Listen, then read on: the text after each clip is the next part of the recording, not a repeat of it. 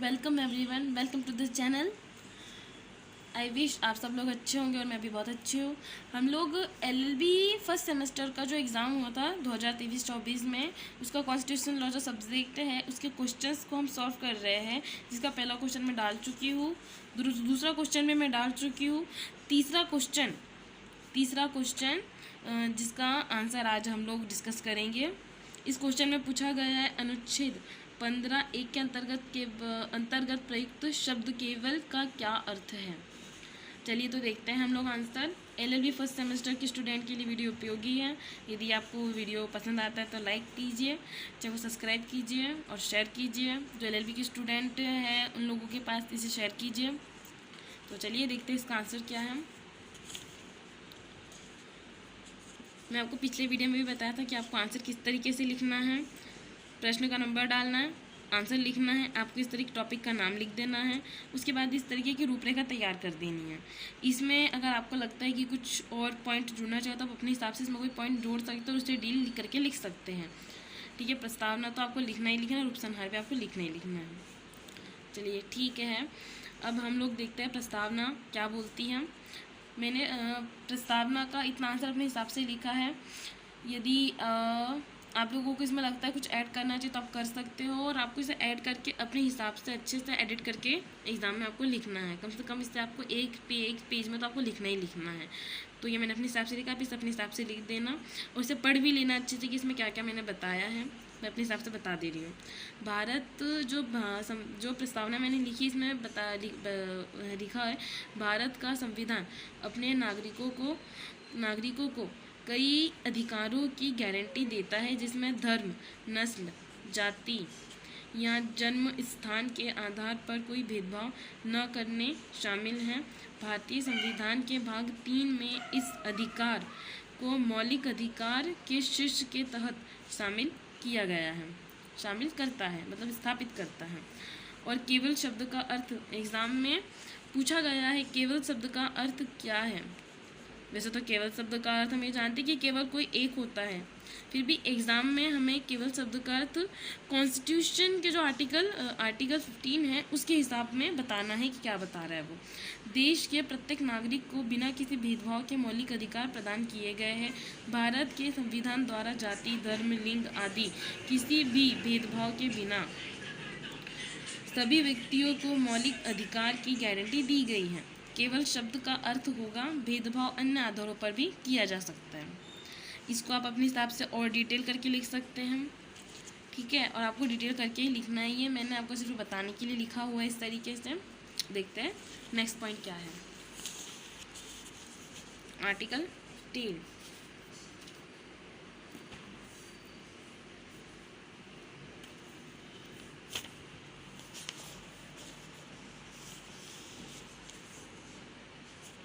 Article 15 धर्म, मूलवंश, जाति, लिंग या जन्म स्थान के आधार पर विभेद का प्रतिषेध होता है।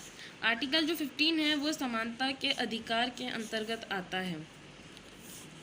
तो समानता के अधिकार के अंतर्गत हमें आर्टिकल 15 को बताना है, जिसमें इसका क्लॉज 1 बोलता है कि राज्य किसी नागरिक के विरुद्ध केवल धर्म, मूलवंश, जाति, जन्म स्थान या इनमें से किसी आधार पर कोई विभेद नहीं करेगा। कोई नागरिक केवल धर्म, मूलवंश, जाति, लिंग, जन्म स्थान या इनमें से किसी के आधार पर दुकानों, सार्वजनिक भोजनालय, होटल और सार्वजनिक मनोरंजन के स्थानों में प्रवेश या पूर्णतः या भागीत राज्य निधि से पोषित या साधारण जनता के प्रयोगों के लिए समर्पित कुओं, तालाबों, स्नान घाटों, सड़कों, सार्वजनिक समागम के स्थानों का प्रयोग के संबंध में किसी भी निर्योग्य दायित्व, निबंधन या शर्त के अधीन नहीं होगा।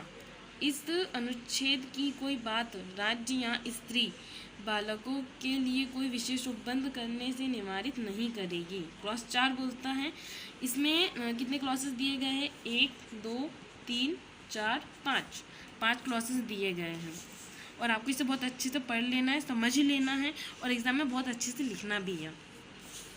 क्लॉज 4 बोलते हैं अनुच्छेद का या अनुच्छेद 29 के खंड 2 की कोई बात राज्य को सामाजिक और शैक्षणिक दृष्टि से पिछड़े हुए नागरिकों के किन्हीं वर्गों की उन्नति के लिए या अनुसूचित जाति और अनुसूचित जनजातियों की कोई विशेष उपबंध करने से निवारित नहीं करेगी।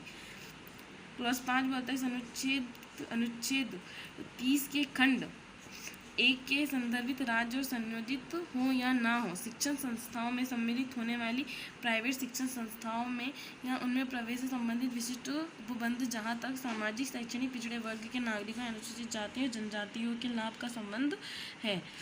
इसके लिए एक पॉइंट यहाँ जो 1 बताया गया है, इसका यहाँ बताया हुआ है कि ये किस संशोधन के तहत जोड़ा गया। संविधान के 93 संशोधन अधिनियम 2005 की धारा 2 द्वारा दिनांक 20/1/2006 से इसे अंतर्स्थापित किया गया, अर्थात इसे क्लॉज 5 में जोड़ा गया है, अनुच्छेद 15 के क्लॉज 5 में।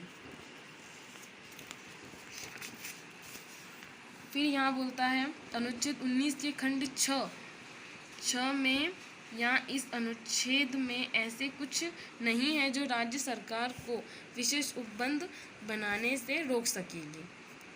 इतना बताया गया है। इसके बाद हम नेक्स्ट तो वाद के बारे में यहाँ बताया गया है। ये एक वाद था राजस्थान राज्य बनाम प्रताप सिंह 1960 में, जिसमें पुलिस अधिनियम 1861 की धारा 15 के तहत एक आदेश सवालों के घेरे में था, जिसमें कुछ क्षेत्रों को अशांत क्षेत्र घोषित किया और उन क्षेत्रों के निवासियों को अतिरिक्त पुलिस तैनात करने का खर्च वहन करने के लिए बाध्य किया। यह माना जाता है कि यह प्रावधान अनुच्छेद 15(1) का उल्लंघन करता है, क्योंकि यह उन क्षेत्रों के हरिजन और मुस्लिम निवासियों का कुछ छूट के लिए कारण बनाए बिना इसके तहत दायित्व से छूट देता है, बिना इस तरह के दायित्व से छूट देता है।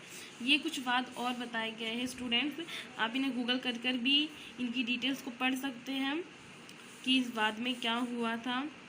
नहीं तो आप मुझे कमेंट बॉक्स में बता देना, मैं आपको इन बात की डिटेल्स कैप्शन में डाल दूँगी। इसके बाद उपसंहार आपको लिखना ही है, ये मैंने अपने हिसाब से लिखा है, आपको अपने हिसाब से लिखना है बहुत अच्छे से डील करके। उपसंहार पढ़ते हैं। भारतीय संविधान के अनुच्छेद 15 में स्पष्ट रूप से कहा गया है कि जाति, नस्ल, धर्म, लिंग या जन्म स्थान के आधार पर भेद बर्दाश्त नहीं किया जाएगा। हालांकि समाज के कमज़ोर वर्ग के उत्थान के लिए कुछ अन्य पहलुओं के आधार पर अनुकूल भेदभाव किया जा सकता है। तो ये रहा हमारा आंसर आज का।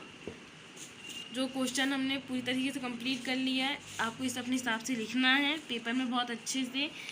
आपको इस आंसर को देख के एक बहुत अच्छा सा आइडिया मिल जाएगा कि आपको एग्ज़ाम में कैसे लिखना है। तो चलिए student, thank you so much इस वीडियो को देखने के लिए।